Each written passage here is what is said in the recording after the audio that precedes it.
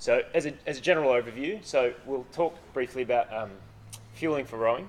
So what are the sort of the normal daily and weekly energy requirements across people who train little, people who train a lot, people who are little, people who are bigger.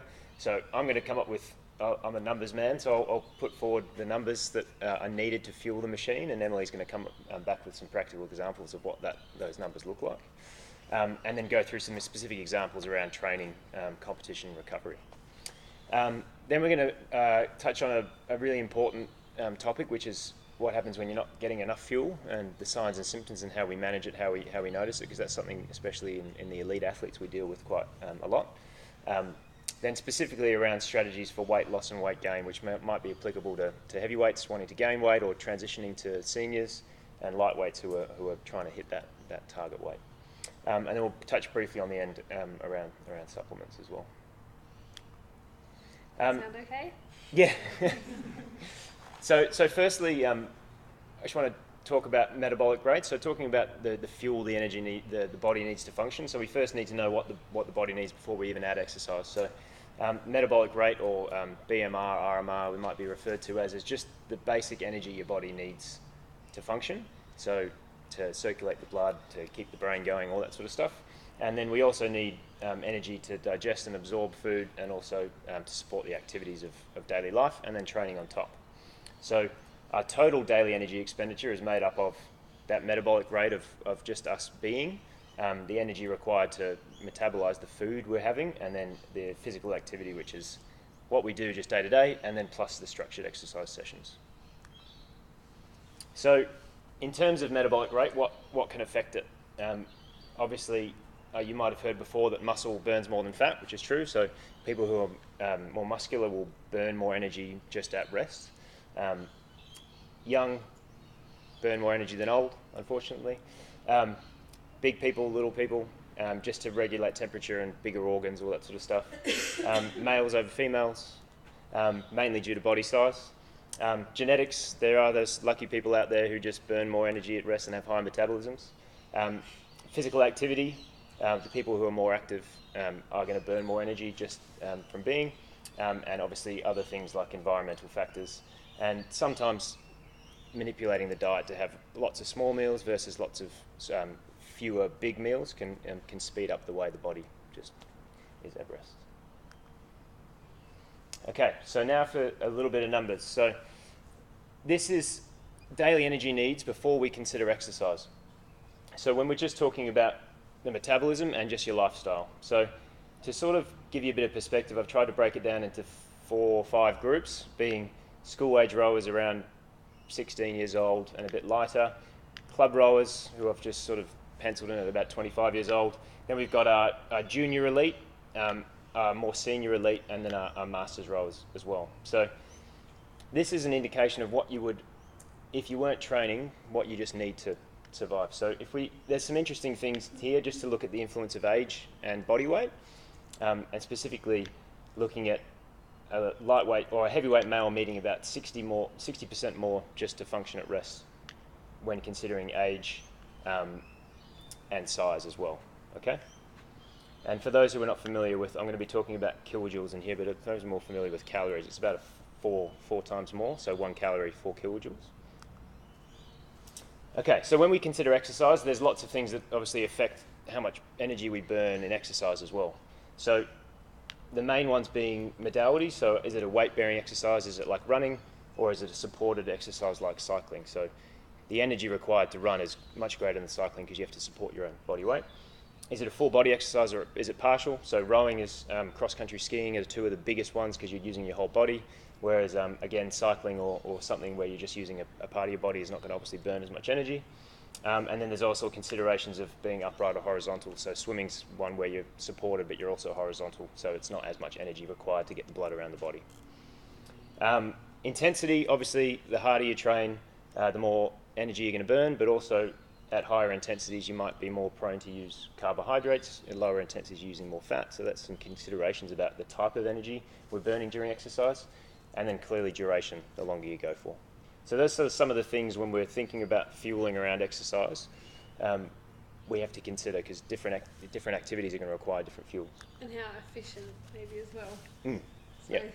efficient in terms of if I was to swim for an hour, with very poor efficiency as a very bad swimmer versus an elite swimmer that would swim for an hour and not burn as much energy in terms of being much more efficient. So that can be a factor in terms of training age and experience and that side of things. Okay, so just an idea of, so this is an example of sort of very basically for the different types of activities at low intensity or high intensity, how much kilojoules per kilo of body weight you're going to burn. So trying to make it simple, as a breakdown, you can see that running is almost 2 times as great as cycling. So if you're running for an hour versus cycling for an hour, you're going to burn almost twice as much energy. So that's just a breakdown for the different types of activity. And also that rowing is pretty close to running. Running probably being the main one just because it's supporting body weight. But rowing for an hour and running for an hour is going to burn pretty close to the same amount of energy. So this is, and we'll save the slides and stuff just so it's a nice way to just sort of give an idea of what you might be burning in a given session for a different type of activity. And just some really basic examples down the bottom there of an hour of light rowing for a 70 kilo female being 2,500 kilojoules or 500, 600 calories. And for a male running for about 45 minutes, it's almost 1,000 calories. So just some numbers to start thinking about. Okay, so the final one I've got here is so what's the total cost to fuel the machine when we think about just the basic requirements to stay to be, and then adding on exercise on top of it. So again, for our groups of athletes here, I've just tried to break it down into a basic schematic of how much they might be training. And then we're talking about what's the total sort of intake we need to be having. So if you look here at heavyweight elite females and males, they're having almost double the energy requirements of the school level rowers. So that's something that as the athletes are transitioning through, that it's quite a steep learning curve to know that the training time is doubling, but they're also bigger, they're burning more energy. So the food intake habits need to significantly change, otherwise we get caught in that negative balance. And finally, just to sort of break it down into a week, so we were looking at just total day, but if we break down a week, different days are going to require different amounts of energy. So it's not as simple as just having a set amount each day. You balance your intake to support the type of activity you're doing. So especially for our elite guys, rather than getting stuck into a routine of eating the same thing every day, it very much has to be tailored to the type of day they're having. So this is a quick example of what an 85 kilo male or a 70 kilo female might be having around some key sessions.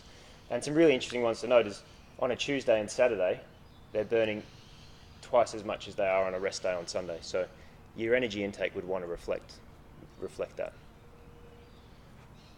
But unfortunately, because of then that being more time poor with having 3 sessions over the day, it's very easy to fall into that trap of energy intake not reflecting that training load, and to be eating the least sometimes for athletes on the days they're doing the most because they're so busy, and then eating more than they necessarily need or on a rest day or on a Sunday, or and it can be a bit mismatched. And so it's trying to get that message of fueling for the work required to to best match their training and their intake.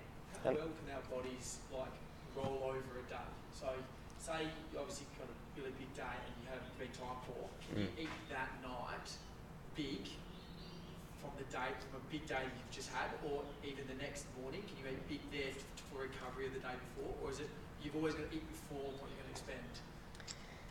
I guess it's what's going to be practical. It's going to help to try and make up for that your lower intake during the day sort of as soon as possible, like that night and the next morning is going to help.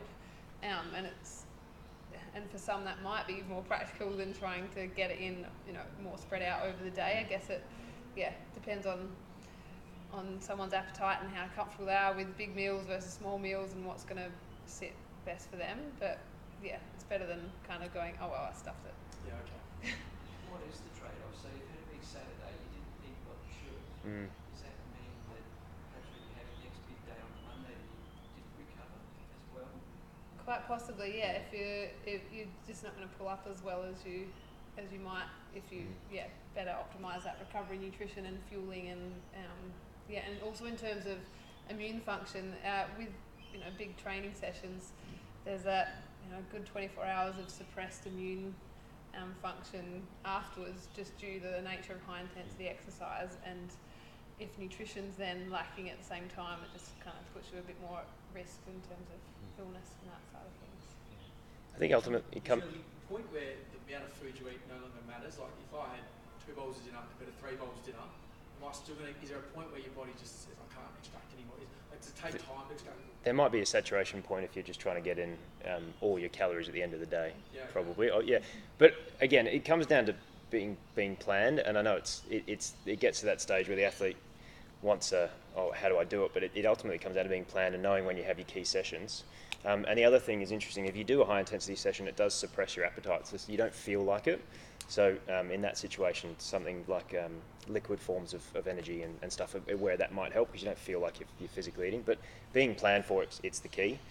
I wouldn't say if you didn't eat all day, don't try and smash in 25,000 kilojoules at the end in a sitting. But yeah, it's better than nothing. Just try and catch up, but within reason, I guess is the immoral. Yeah. Okay, so now I've presented a lot of numbers. Emily's just going to try and break what those numbers look like. So what does a 25,000 kilojoule day look like? But I think she's going to quiz you first. So I'd just like to do a bit of a knowledge assessment. And I find that with the food there can be a lot of confusion, a lot of different messages. There's so much out there, it's easy for people to just get a bit lost at times. And even with the macronutrients, so thinking of carbs, protein and fat. And if we just start with carbs and making sure we're all on the same page with where our carbs come from in terms of food. So carbohydrates play a really important role with fueling training sessions, with high intensity sessions, as well as longer duration, lower intensity. But certainly with rowing, it's a pretty carb demanding sport. So if everyone can stand up. Now with each picture I'm going to put on the screen, I want you to think about whether you think it's high, medium or low carbohydrate. So if you think it's low, put your hands on your hips, and to be technical, low being less than 5 grams of carbs in that amount of food. Medium, hands on your shoulders, 5 to 19, and 20 grams or more carbs in that amount of food being high. So we'll do a bit of a practice run, and then it's a knockout competition. A cup of high-low milk. Low, medium or high carbs.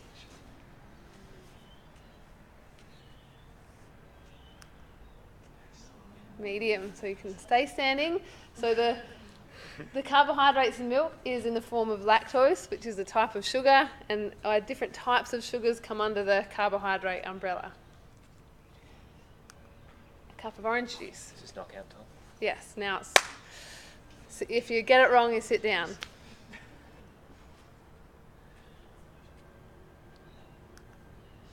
Hi. So you've all heard it takes a few oranges to make a glass of orange juice. So that's where it can be a bit sneaky, but that can actually be quite helpful at times for athletes as well when they have high carb needs. A medium-sized potato.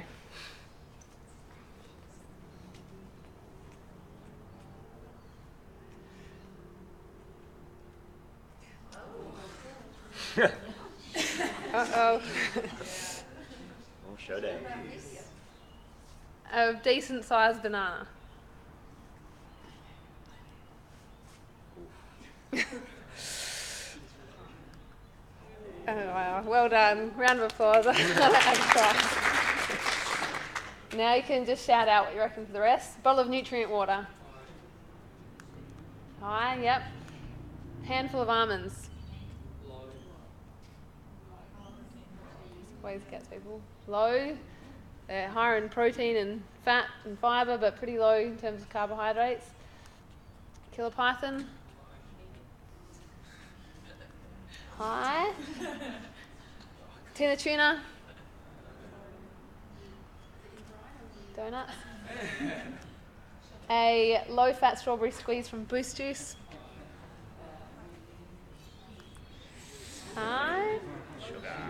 It is 600 ml, but yeah, they can be pretty sneaky. 2 eggs. No carbs in eggs. Got to have the toast to get the carbs. Low-fat vanilla yogurt. And this will naturally vary between brands, but sometimes, but not always, low-fat might mean higher, like added sugar, but not necessarily. But it's more the flavour, the vanilla that can be a bit of a hint. But you can always check the ingredients. Cup of white rice.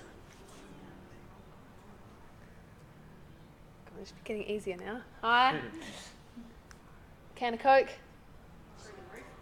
Hi. Cup of broccoli. Low.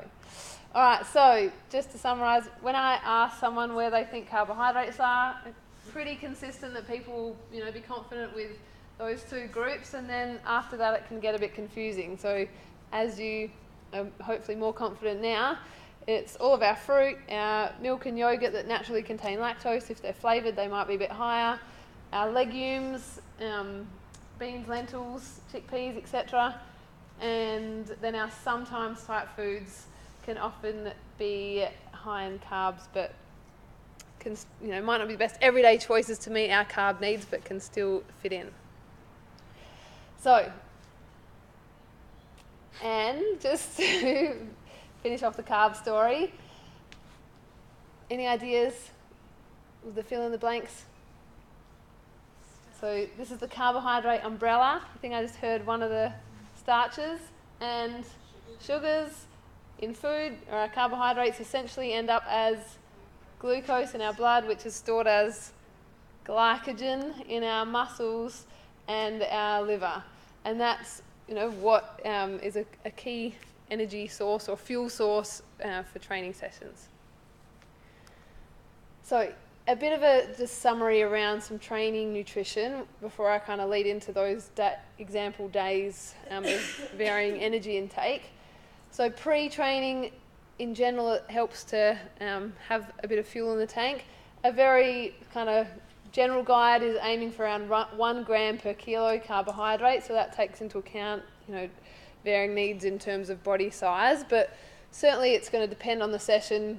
A lower intensity, less quality session, people can be fine fasted, or if it's an early morning and they struggle to get something in, then that's not necessarily going to be the end of the world. But if it's a decent session, or if you have 2 sessions over the day, or it's a big week, it's certainly optimal to try and be consistent with getting something in in a carbohydrate form. The timing can be tricky, so it might be optimal to aim for 1 to 2 hours between eating and training to allow time for that food to move out of our stomach, so it's not going to cause discomfort or want to come back up. But certainly with early morning sessions, that's a bit easier said than done. So again, if it's a small snack like a banana or a muesli bar or a slice of raisin toast, often people are okay with getting that in, on their way to training or in a shorter window. It's really individual. Otherwise, liquid options can be a bit easier to get some carbs in. That's not going to be as heavy or take as long to move through. It's probably more so with sports like running, where it's trickier to eat as close because your stomach's moving around. And rowing, can be very individual, I find, with how comfortable people are eating beforehand. Can I just ask a quick question that if you do have an early morning training session, you don't feel like getting up at 3 a.m. to eat, how much influence does the meal the night before have?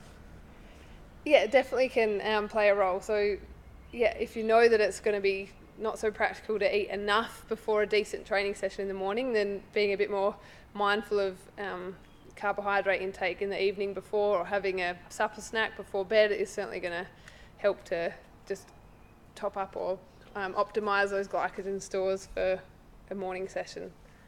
So it's thinking of that as your pre-meal in a way. If the first thing at 5 o'clock in the morning is just not going to be so doable.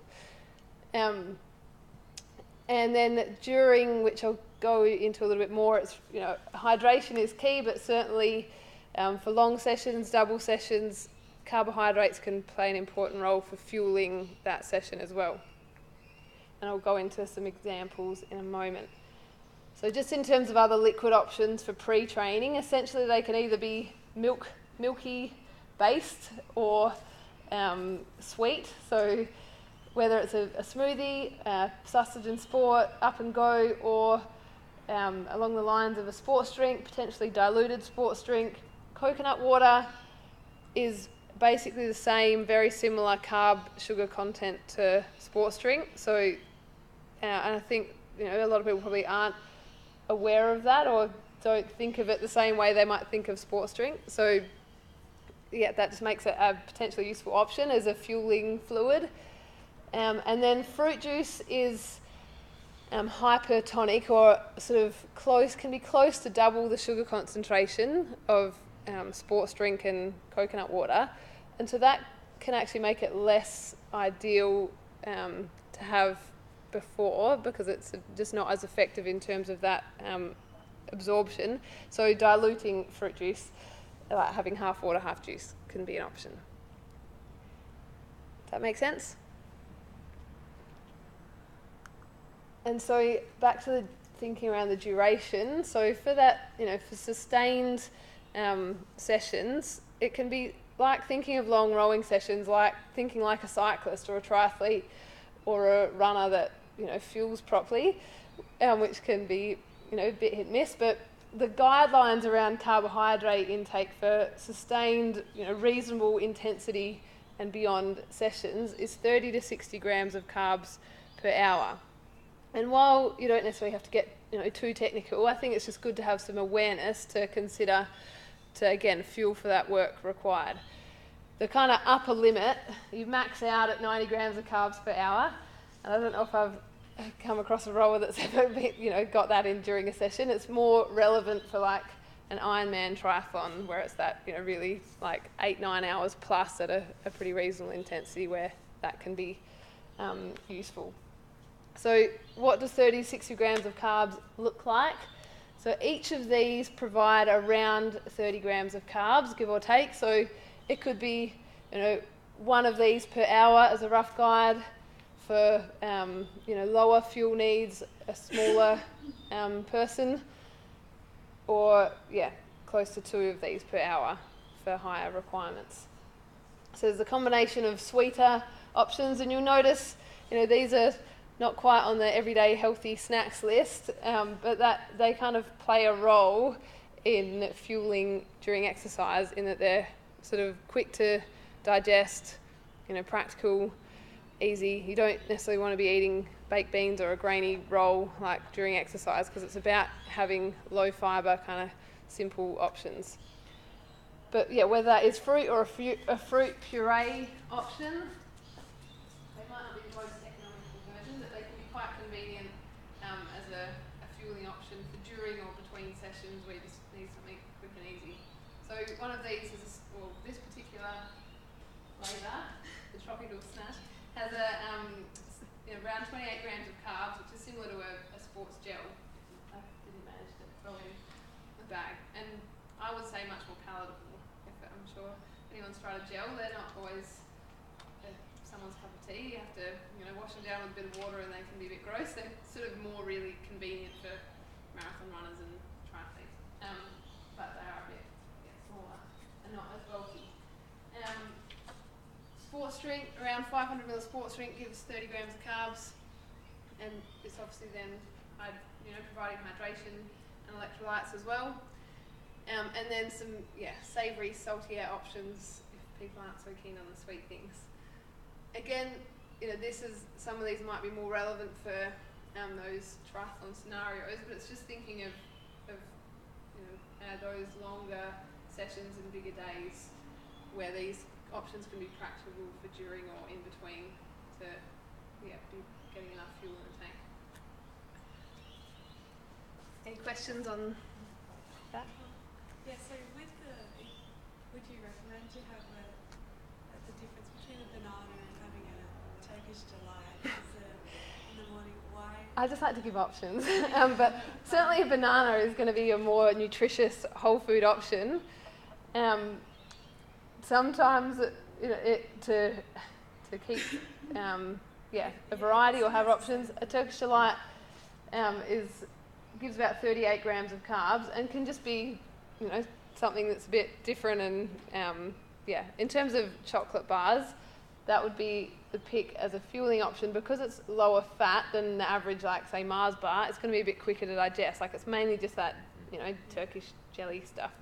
And so, I wouldn't say it's, to rely on that kind of thing every day, but to have it in the mix can keep things a bit more fun. I certainly know if I'm on a 3-hour bike ride, there's nothing more exciting than ripping over my shiny Turkish delight bar. But the quality of carbohydrates is the same, Well, to put it bluntly, I guess it's going to end up as glucose in the bloodstream wherever it's come from, but it's more, around what it's packaged with that makes a difference. Like certainly a banana's the ideal everyday option, and having a Turkish delight here and there is going to be okay. Yeah. Will they process as quickly? Like, would the amount of glucose you get out of a Turkish delight into the bloodstream is really fast? Would the banana also enter in just as fast? Is it a bit more delayed? Like, would you make the whole hour with the Turkish? Is it just this massive rush of it? You could for 20 minutes and then. I would say it's going to be a little bit slower than like a gel or jelly beans, which is a bit more pure sugar. Like the Turkish delight, the fact there is a little bit of fat there is going to slow it down a bit. So it's not, so I wouldn't say it's going to be like the real like sugar rush type scenario, but glucose response to foods can vary between individuals as well. So, and I guess also in the perception, like some people notice they're a bit more sensitive to changes in blood sugar levels than others. I'd say it's more a minority that really notice, like if they have something like a feeling, an obvious feeling, sort of afterwards.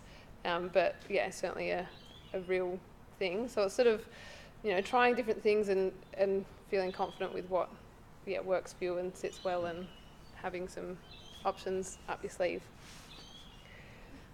Anyone keen on the do-it-yourself mashed potato gel? So again, I've had Ironman like athletes that can't stand the sweet stuff that make mashed potato, put it in a little Ziploc bag, cut the corn off, and then tape it over so they can squeeze it out like a gel. Salty, savoury option. It's not too many people that get excited about that. Vegemite, my top 3 personal favourites are the fruit puree Vegemite sandwich and the Turkish delight. If I'm, wanting to feel happy on a 3+ hour bike ride. Okay, recovery nutrition. What are the 3 R's of recovery nutrition? Any guesses? Pardon? Replace. It makes sense, but it's not quite the R I'm after. But along those lines, it's a synonym, I'd say. There's lots of others. Pardon? Replenish, again, makes sense, but it's not the one I want. Just gotta give us these ones. You can do it. Rehydrate, bingo, that's one of them. Think about the engine. What does the engine need? Refuel, bingo. And the last one's always the slightly trickier one to guess. It's to do with... If you do a gym session, what have you done to your muscles? So, Yeah, easy. So refuel, which is where the carbohydrates come in around our glycogen stores, repairing the muscle damage where the protein, but certainly carbs, help out with that as well. And then rehydrating in terms of fluid and replacing fluid losses, plus a bit extra. So just some basic examples of options that can kind of tick those boxes. Certainly you'll hear about that optimal recovery window, and can be a topic of debate and different opinions. And I'd say it's certainly helpful to get something in sooner than later, but there's not necessarily need to panic about it either. Like if your next meal is within an hour or so after a training session, then that's quite possibly can tick the boxes in terms of recovery if there's protein and carbs and plenty of veggies. Whereas if you know you're not going to be having a meal for a little while, then having a recovery snack that's going to meet those needs is ideal. And yeah. Sorry, if you're training at say 9 in the morning and then 3 at night, right? So there's a 6-hour window. Yes. And you do enough that you know you probably need 3 hours worth of recovery food time up before your next meal to get replenished. Does it matter if you eat at 9, 10, 11, 12, as long as you're getting enough before the next session? Yeah, no. Do you have to eat? No, I think it can actually be sometimes more effective to sort of have smaller and spread it out a bit more than necessarily just trying to get the same amount in one go. And do you need to? What I'm saying is, if you only need 3 hours worth of nutrition, can you go 3 hours after a session, or is that going to do a detrimental effect on your body? Some of the processes are just more in terms of say glycogen refueling, are more primed or a bit more effective sooner after than waiting. So I'd say aiming for at least within 2 hours after would be a good goal. If you could have been doing this time restricted eating. Yes. So you're only eating for 10 hours of the day. Yeah. And so the first meal's at 9, they finish session at 7. Not eating for that 2 hours, is there going to be any detrimental effects to that? Hard to say, definitely. I'd probably try and fit in that window where it's going to least affect training like recovery and fueling, but that might be easier said than done as well. Or whether it's just if it's been a really demanding session, or it's a big 2 sessions, to have a bit more flexibility, whereas on days where it's maybe not as as quality or as hard, that you can. If you do a big session, you need to refuel pretty quickly afterwards. Yeah, well, at least within that 1 or 2 hours, I'd aim for. Particularly if you are backing up later that day. Whereas if you had the next 24 hours plus off, then it's not going to be the end of the world. How long will it take you to refuel after a big session? It just depends on the amount of calories you eat after that session. Well, it does, what you have for the 24 hours after does sort of have an effect, but having something in that immediate window, just, there's going to be a better efficiency in terms of glycogen refueling and muscle repair, and you're not going to be in that catabolic state as much. And so when you're trying to build strength and optimize muscle mass at the same time, then you're sort of taking the edge off that catabolic state that you're in after a training session. Okay. Does that make sense? Yeah. Another question? Sorry. Yeah. Oh, sorry. A typical, say, master row would get up at 5, be on water maybe by 4 to 6, and not even, since their last meal the next day. What sort of fuel would they have before? Because, you seem to be saying 1 or 2 hours. Yeah. Well, that's where just having a banana, yeah. Yeah, or a liquid, like a bit of juice or something to just line the stomach. A hot Milo, a hot Sustagen if it's a cold morning. Yeah. A slice of raisin toast or regular toast, even just something small, I think can be better than nothing. And part of it is the fueling, but it also can set up the rest of the day a bit better in terms of energy levels and appetite management, so that you don't end up starving. It will catch up with you later if you don't sort of start off the day well. So just from that side of it can be helpful as well.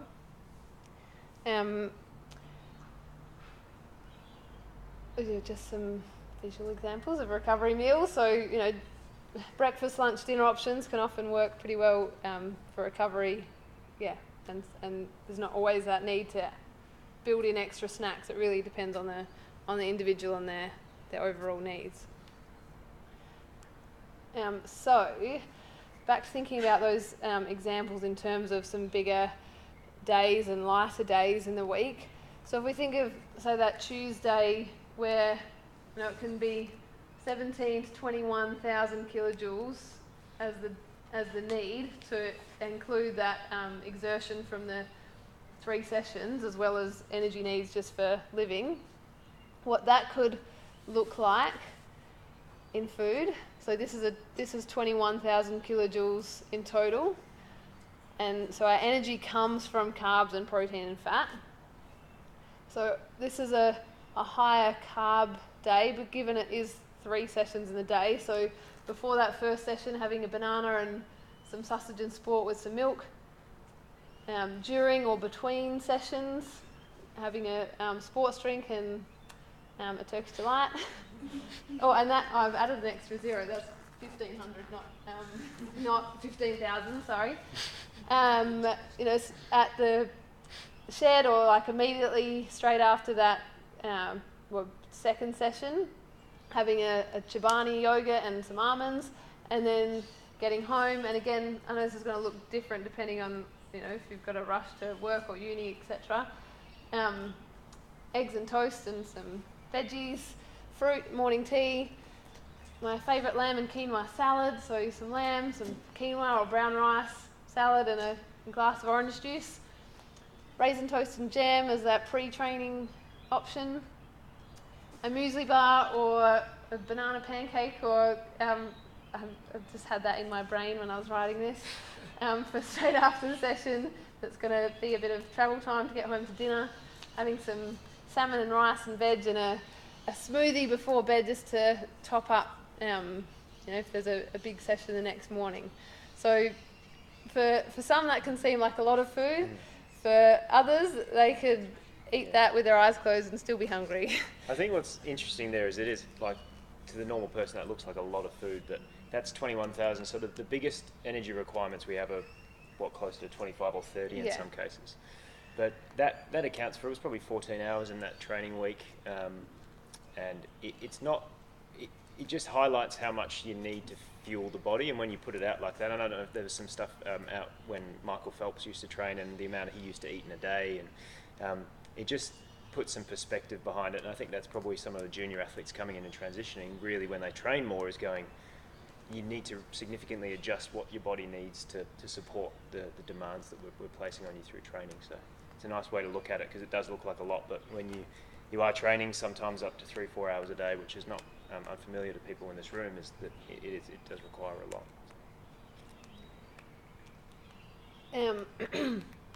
Whereas a lower, to adjust this to kind of a day where there's 1 or 2 sessions, and it can be easy enough to take out the pre or recovery options and keep the meals sort of similar-ish, and you're going to adjust it as needed. That can often just be an easy way to think about it, is that you're just playing around with that pre and post session nutrition to really adjust depending on the day. Whereas that lower day example for the male at around 10,000 kilojoules on their Sunday, then there's less eating occasions, but still some similar options, slightly smaller portions at some meals. And so say if this is the Sunday, where the carbs are probably more towards the end of the day, knowing there's that starting the week on Monday morning. So it's certainly not about having a super low carb day. It's just around adjusting the fuel. So there's a bit of a higher percentage of energy coming from fat and a bit of a lower percentage of energy coming from carbs, and a similar sort of protein proportion, but still a nutrient rich quality diet sort of intake over the day. Does that make sense? So I guess it's been a topical, in the little nutrition world, I sometimes lose track of maybe what's so topical in the normal world. I get in my little bubble at times, but there's a lot of confusion around carbs in particular, and low carb, high fat, high carb, low fat. People feel like they have to be in one camp or the other, and I think a lot of people in the sports nutrition space are agreeing on this more periodized approach and having a more smart carb, and adjusting as needed, or looking at getting the bang for your buck where you need it, and maybe keeping it lower at other times of the day or other parts of the week where it's not as crucial. But again, it depends on individual goals, and sometimes that can help from a body composition aspect, but if someone's really on the gain train, then they don't necessarily need to be going low carb at any point. So, yeah, it comes back to that individual level. So just to touch on competition nutrition and just to talk through some of these questions or see what you think. So based on sort of what we've chatted about, what to eat the night before a regatta or a competition, what would you say, what comes to mind? Something pasta? Something that includes some kind of carbohydrates? Yep. Is there any consistency they need to give to that sort of low GI, high GI? Or is that a bit of a... Good question. So the glycemic index, or the GI, is around that glucose response to carbohydrate foods. And I guess I tend to kind of consider it secondary to other aspects, or certainly secondary to amounts, because at the end of the day, when foods are tested for their GI, they're tested in isolation. So you're eating like just a potato or just rice or just fruit. And for a lot of foods, it's not often you necessarily eat that in isolation. So say, white potatoes, for example, or even white rice often gets this kind of bad, like a negative association because it's high GI. But I don't know how many people eat a potato on their own unless they're doing their mashed potato gel. But in terms of, often a potato is in a meal, in a curry with, steak and veg. Like those other things within the meal affect the GI of the whole meal. So protein and fibre and fat all lower the GI. So I don't, white potato, sweet potato, they're both great. Like enjoy both of them, or mix it up. And even rice, certainly going for, brown rice where it's got a bit more fibre, a bit more nutrient rich, that's great. But having white rice isn't the end of the world, in the mix either. Like I don't tend to stress as much about the GI particularly when it's in a combined meal, that's going to get thrown out or if anything lowered anyway. Does that make sense? Certainly, yeah, focusing on hydration before the day, evening before competition is important as well. How soon before racing do I eat? Ideas? Yep, so it's knowing what's comfortable for you. So for some people it could be, half an hour, for others it could be 2 hours. It's really kind of can vary a bit with appetite and nerves and that kind of thing. But certainly if nerves are playing a role, if anything, allow a bit more time than less, because that anxiety can slow that stomach emptying rate. So yeah, that's one thing to keep in mind. And again, liquid options can be handy in those situations as well. Eat or drink after racing, it's really the same as that recovery nutrition for training that we spoke about. And short gap between races. What are your thoughts? Pardon? Yep, jelly beans. So some people might find they just want to drink water or like not necessarily need to eat, but certainly sometimes some simple sugar, jelly beans, some fruit, some sports drink can even just have, from a sort of mental aspect, a benefit. Like there's even been studies where doing carbohydrate mouth rinses, so just swishing it around and spitting out again, has a potential benefit, because it's just like that brain's got that frontal lobe activation, as they call it, like that kind of thought that there's some sugar in there and it can make you feel better. So, I mean, how often people, well, yeah, again, depends.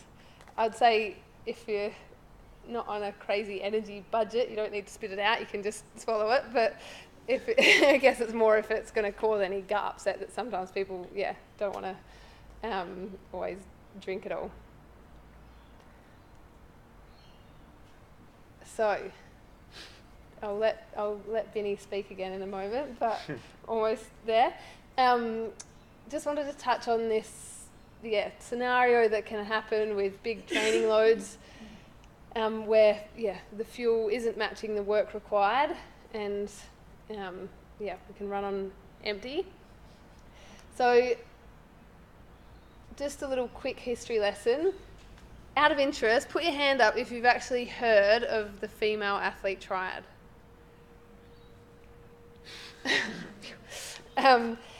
So this was first described like 20, 25 or more years ago as this, scenario that often happened with female athletes, where there were these sort of three things interlinked. So disordered eating, osteoporosis, and amenorrhea, or absence of menstrual function.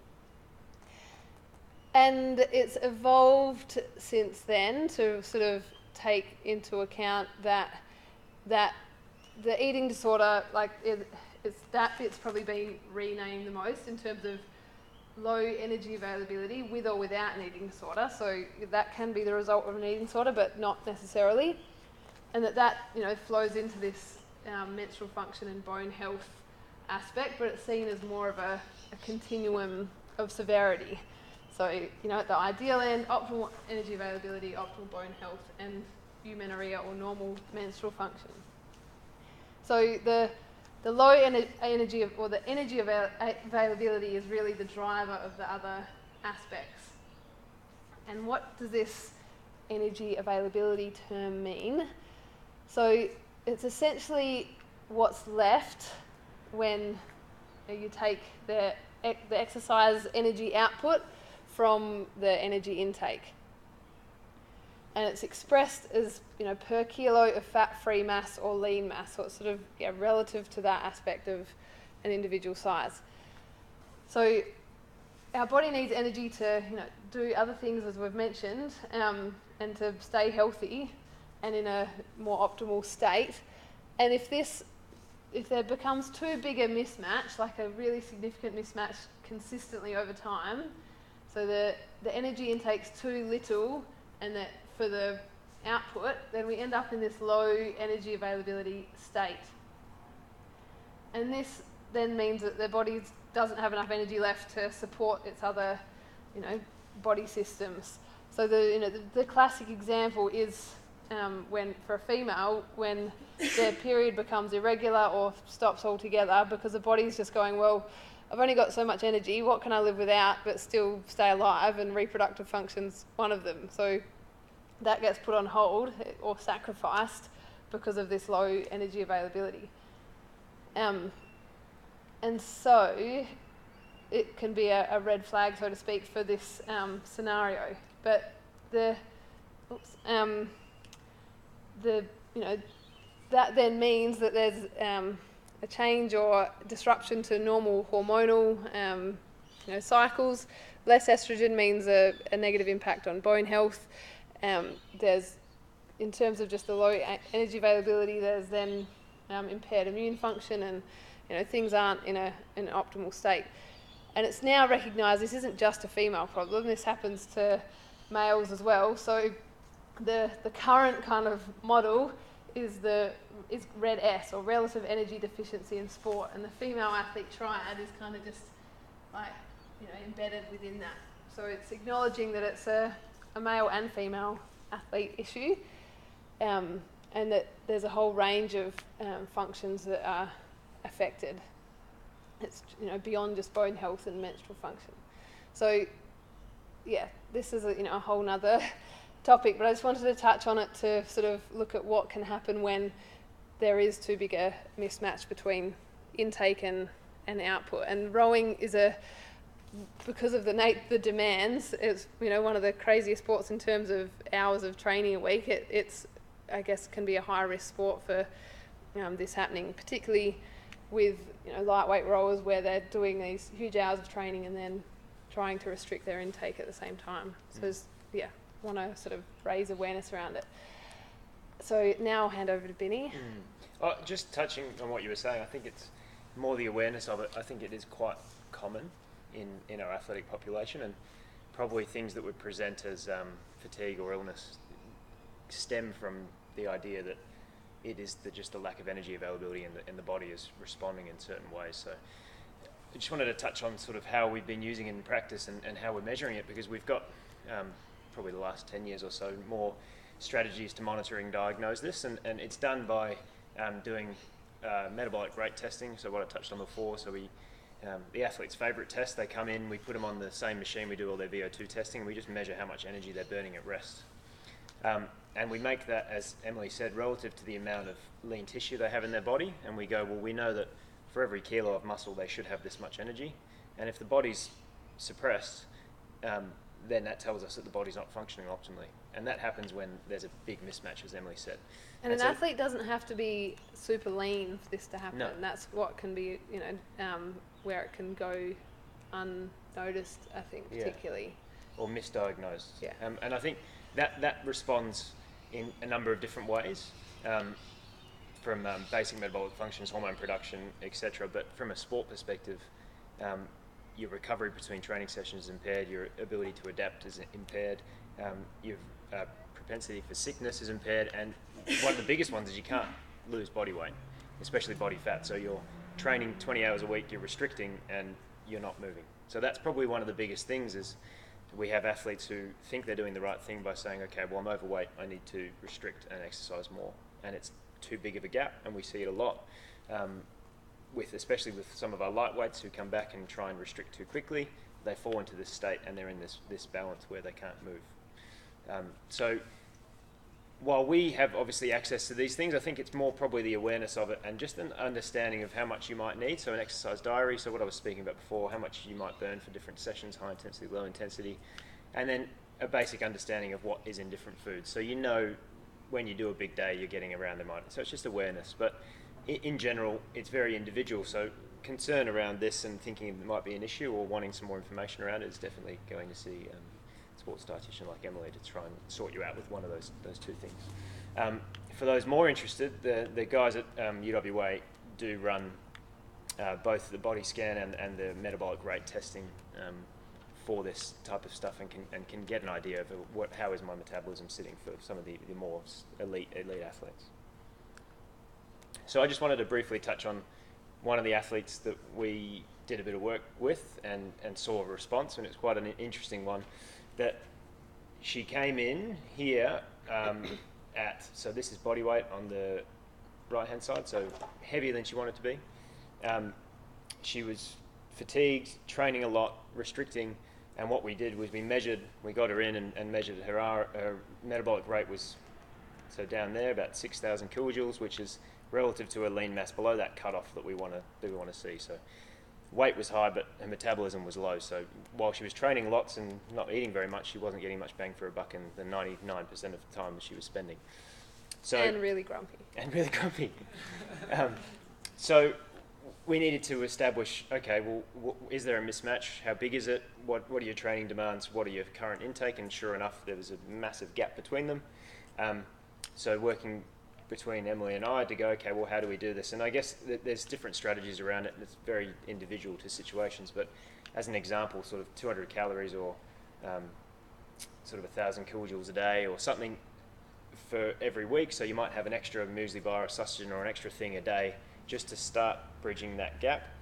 And it can take some time, and there's some, depending on the scenario, I think for lightweights who get stuck in a situation where they need to drop and they can't afford to increase weight, you have to be considerate of the time you might try and reset that, because you might have an initial increase in weight before the body gets happy and then resets. But for this particular athlete, this is a few months later, her body weight's dropped almost 4 kilos and her metabolism shot up, and that was from eating more and training the same. So the opposite of what you'd think. So I'm overweight, I want to lose weight, let's feed you more, and then you go down. So that it's just that idea that there are some people, and I know there's lots of athletes we work with now who get frustrated and say, well, I'm doing everything right, I'm exercising lots and eating and restricting, but my weight won't move. It's just body kind of saying, F you, I'm going to. Yeah, well, it just takes away Survival mode the energy, kind and I think if you flick back, there's very much psychological, metabolic, everything is affected because your body doesn't have enough energy to do what it normally would do. So it's just awareness around that they're in certain situations, that's what could be causing it, just that imbalance. Okay, so just to briefly touch on another topic of so weight gain. So when we're talking about weight gain, why might we want to do it? So we've got juniors going to seniors, we want more size and strength, which drives power, but we know that especially under high training loads, heavier athletes who sit a little bit heavier are probably going to be more robust and more resilient to the load we put them under. So if we did want to get someone gaining weight, the general recommendations are, well, we want to be in a positive energy balance. So if you're having a 20,000 kilojoule day and you want to gain weight, well, you need to have anywhere from probably more to that end of the spectrum, because it's relative. So people who are a bit smaller might be falling more towards a 2,000, but that's the sort of surplus you need to be in to try and get your body to gain weight, okay? Protein's obviously a very important one for muscle growth, which Emily spoke about before. And timing, which we said before, is if you're trying to gain weight, or Emily said gain train, is you need to make sure you're giving the body fuel when it's in its most vulnerable and broken down. And I just wanted to touch on briefly, it obviously coincides with the type of training, because if you just eat and you don't train, you're going to put on the wrong type of weight. So in terms of the gym stuff, if you're wanting to gain weight, we're looking at higher number of reps, lower number of bit less rest, because we're wanting to force that metabolic stress on the body. So it should be hard, we should be really fatigued. If you're an athlete, like a lightweight who wants strength but doesn't want to put on muscle, then we might shift our gym training to less reps but a heavier weight, so we're forcing more of a neural type of strength adaptation. So that's something that we get a bit of question from before. So if you're trying to gain weight, the type of gym training you might need to do to support muscle is more around that high rep, lower rest stuff, as opposed to the heavier stuff. Very individual, but be patient with it. Might take a little bit of time, but something in the realm of 1 to 2 kilos, or depending on how big you are, where you're starting from, is not unreasonable for a month. That's a very dramatic slide transition. This was just a little reminder of, I won't do the protein quiz for time, but summary of our key high protein food sources. So obviously a lot of animal protein features, but plant protein is important and effective as well. So our beans and legumes and nuts and seeds, grains, all could provide protein as well. And the reason quinoa features is it's just higher protein for the same amount of, say, rice or pasta, for example. Yep. Protein supplements useful, or can we get what we need out of eating normal food? Good question, and I think it'll get answered or incorporated in the next few slides. So just park it for a moment. They can be convenient, but may or may not always be essential. So just a bit of a summary around protein requirements for athletes generally. You can see, it's not huge spectrum in terms of the numbers. Generally, somewhere between 1 and 2 grams per kilo of body weight per day is a good guide.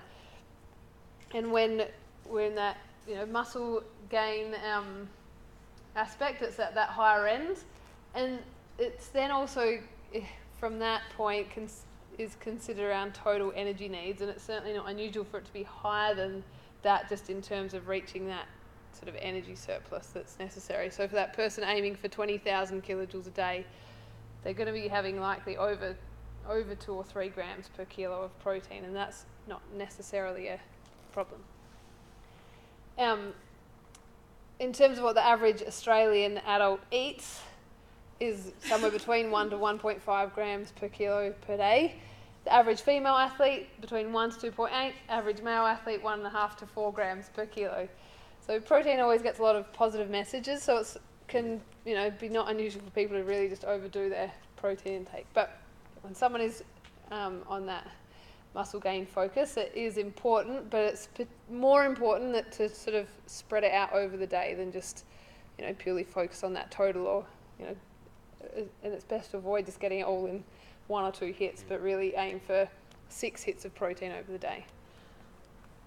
What does it look like in food? So if we just think of a bit of a spectrum of 60 grams of protein for lower needs to that higher end of 160 grams of protein or more, and what that could look like. So for an omnivorous diet, you can see, just from forage, eggs and some chicken or meat or fish, that you're already getting 75 grams of protein. And to get to that 160 grams of protein is, fairly doable, because that would also incorporate high energy needs as well, through wholesome food options. The SMP, any guesses what that stands for? Some other kind of potato. The very well marketed skim milk powder can be a cost-effective protein powder to fortify a smoothie or drink as an alternative to a more expensive but well marketed protein powder. And for a vegetarian intake, still quite doable as well. So a few more options to get to that 75 grams of protein, and then again a few more options again to get to closer to 160 grams of protein, with a plant-based protein powder in there just as an easy little boost as well. And really, well, on a side note, a vegan option really only cuts out the eggs and yogurt from that. So yeah, I think there can sometimes be, a lot of misunderstanding that you have to have animal foods to get protein, but it can be doable through a lot of high protein plant options.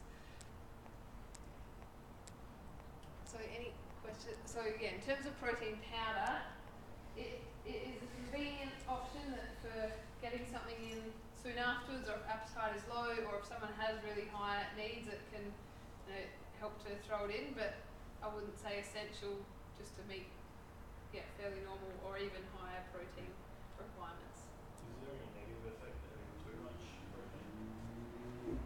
Well, a common misconception is that if you have more protein than you need, you just pee it out, and I think that stems from the fact that you excrete the nitrogen component of the protein in your iron, but essentially protein provides energy, so it will either be used for energy or stored as fat, so it can be easy to overdo total needs with like a protein powder. So that's one aspect. Cost would be another negative aspect.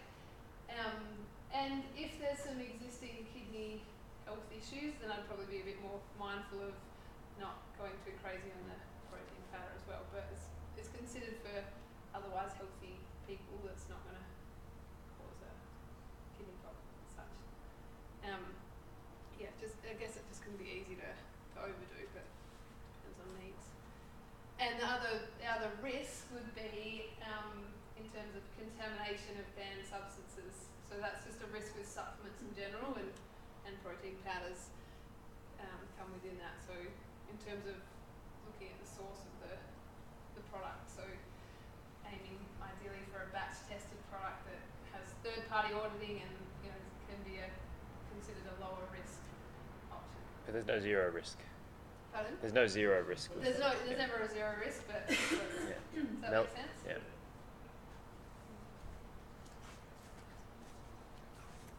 Cool. So just to touch briefly on the other end of the spectrum is, you can keep it. Weight loss. So why would we want to lose weight? Good question. Well, we might band it under the term power to weight improvement, which is definitely the case for elite athletes, but we definitely have a lot of elite athletes come back over off season who we might call it power to weight, but we just want them to drop weight that they put on. From a performance aspect. And then you've got weight restrictions as well, people who need to make weight. So again, so we're talking about a planned energy deficit and what's safe, reasonable. Well, firstly, you need to know what you're currently required to know what a deficit is. So don't just go, I'm just going to eat less than I'm currently eating, because you might already be on the verge of being too low. So make it relative to you, but something around the same of the surplus in down, and making it relative. So obviously a lighter person's not aiming for 4,000 kilojoules, they're aiming more for the 2,000. And as we talked about before, so too much of a drop can drop your metabolism by up to 30%, and then you're just on a downhill train and you can't drop weight. So it actually, you end up going, if you go too far, you have a negative impact. And we certainly see that a lot with some of our lightweights who we need to manage them better when they come back at 80 kilos and say, okay, this is how we're stepping down, we're taking our time. And importantly, if you are going to restrict, you must keep your carbohydrates around your training and recovery. Don't sacrifice that, sacrifice it somewhere else. If you're in the position where you can add extra activity, some long, slow stuff, even just walking, cycling is going to be the best bang for your buck for trying to drop weight. So that light activity rather than intensity, especially if you're restricting. And something around the realm of 0.5 kilo a week or 1 to 4 kilos a month is not an unreasonable thing if you're planning ahead, saying, okay, I'm at 80, I need to be at 70. How long do I need? Which is not an unfamiliar scenario. To talk about just briefly in terms of lightweights of acute strategies. So if I'm 2 weeks out and I need to drop, so you want to be around 5% of your target weight. You don't want to be rolling in 2 weeks out at 76. It's not very helpful. And some of the strategies you can use that Emily could maybe chime in to as well, with just hydration, maybe accounting for about 2 to 3%. Or dehydration. Dehydration.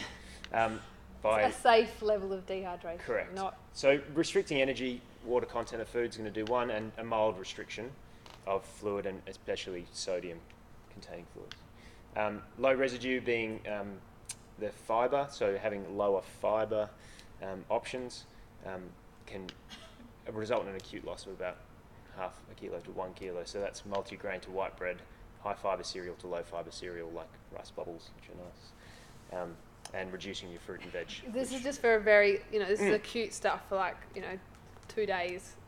We're not. This Not as obviously it's overall, opposite to everyday healthy eating. And finally, to talk about supplements, we've spoken about this before, but very much so, we adopt a food first approach. If we think you can get it from food, then there's no point in supplementing. To touch briefly on some of the more common ones that are talked about, your caffeine and your bicarb, and the gains you get from these things are so marginal that that you're talking about the very elite athletes only, Pete. So, but most of your training benefits are going to come from your consistency and quality of training. Those extra things are fantastic, but there's very rarely do you get someone who's so at their high level that is going to be the difference between them going slightly faster. There's so many other things. There's too many offsides to bicarb. You get it wrong. Oh yeah. You bonk, or you vomit, or you shit. Yeah. So. Yeah. So there's lots of stuff. And the one thing I did want to spruik, and mainly because it's a natural food source one, is dietary nitrate. There's been lots of research around what it can do for your oxygen economy and maximal aerobic performance, just because it helps you get blood around and oxygen around faster, and you can do it with your diet. So leafy, green and root vegetables, so beetroot, spinach, celery, having a little bit more of that 3 to 5 days out from a big competition is something you could easily do by just adding about 200 grams of some of those foods into your diet, which is a nice little one to look at. Or if you generally just eat your half a plate of veggies, then that'll be helpful as well. In elite athletes, is there a place for multivitamin, supplement things? I think only, you comment on this, but only if there's a deficiency somewhere. So Emily would do a comprehensive food diary and say, okay, there's these things missing, and if you can plug the gaps with things, and you don't need a surplus of multivitamins. But sometimes people do it as a bit of a safety net, have a multivitamin, but that can be a sort of psychological benefit as well. But something I wouldn't say is essential for athletes. Like often some people might argue, they're putting more stress on their body, therefore there's greater need for certain vitamin minerals, but often their energy intake's high enough to then account for a higher intake of vitamins and minerals if they're having a good quality diet, ideally. So for for athletes that might be particularly fussy or limited for certain food groups for different reasons, then it can be more of a place to have a multivitamin or a certain vitamin or mineral supplement if there's if they've got a low iron issue and that side of things. But in general, not like a blanket benefit. Just with low iron levels, and that's a pretty common problem with women. Now I understand that a lot of the problem comes from their ability to absorb the iron or take iron on. Is there anything that can be done to help that? Well, in terms of from looking at a food aspect, vitamin C rich foods help with the absorption of iron, and whereas calcium rich foods can inhibit iron absorption, like they're two sort of nutrients that can play a particular role. If someone has a low iron history and has a reasonable dietary iron intake, I'm not sure on the prevalence, but it can be caused by an undiagnosed issue like celiac disease, for example. And I've seen athletes, celiac disease can be asymptomatic, so you don't necessarily have to be having gut distress and IBS-like symptoms. It can be kind of a silent condition, and a history of low iron can be a indicator for that. So there's blood tests that can be done to sort of screen or give an indication that show up certain antibodies that exist with celiac disease. The only catch is you have to be having gluten-containing foods in the diet in order for that blood test to be helpful. But otherwise, there's a gene test that doesn't matter about what you're doing with your diet that can exclude celiac disease. So there can be some things to look into if there's this kind of history that seems a bit unexplainable. Like certainly, females are at higher risk because of menstruation losses, but athletes in general are at higher risk of low iron because of some degree of gastrointestinal bleeding that occurs with high intensity exercise, with the foot strike hemolysis, like red blood cell breakdown through running, and there's some iron loss in sweat, but I wouldn't say it's as significant. But they're some of the reasons why athletes in general are at high risk of low iron stores. So it's always worth sort of. The other brief one on that is that there is some more stuff coming out now about the timing of when you might have your iron, and immediately post-exercise your ability to absorb it's not as good. So potentially for those ones that might be at higher risk is just when do you have it? When are you trying to have your iron intake? Which is why on that Sunday example, I actually purposely put steak as the dinner meal because it was on a rest day and wasn't going to be after a big training session. So the iron absorption was going to be more optimal. So I was actually thinking about that at the time and forgot to, on the 10,000 kilojoule. Yeah. Boom. But then and the veggies included some vitamin C rich veggies like capsicum and stuff. Yeah.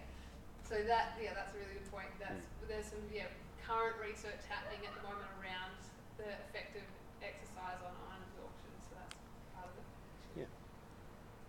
Cool. I think that's all from us. Any other questions? I just have one more. Yeah. In regard to people trying to lose weight, is the timing of when you're eating, is that more significant?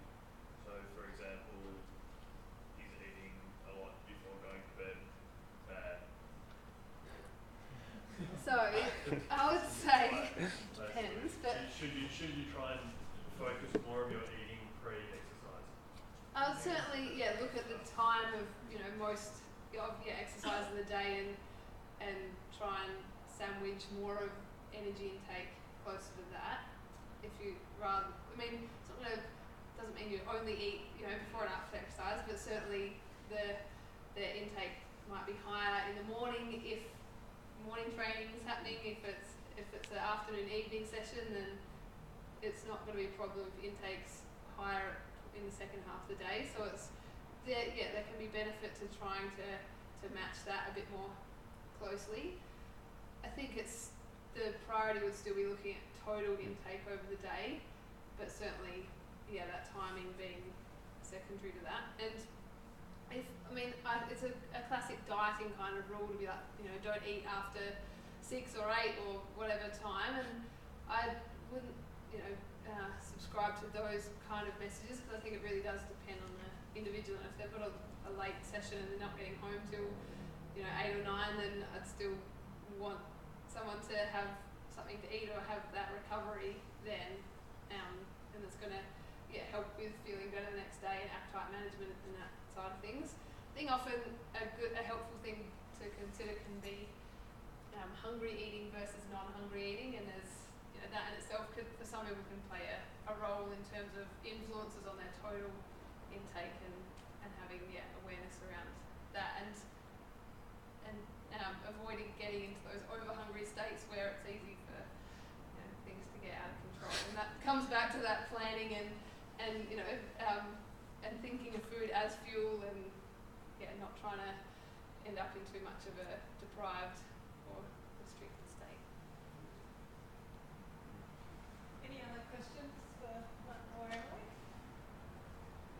No, we'll start my question out. Great. I just want to say thank you to you guys. That was Good. really good. Emily, you obviously have a Turkish delight addiction, but The funny thing is, I actually Popped don't up a few really like times. them outside of, like, I can take them or leave them, like, normally. So that's why it's kind of good, because I can have a stash of them and they're not going to even interest me unless someone bites.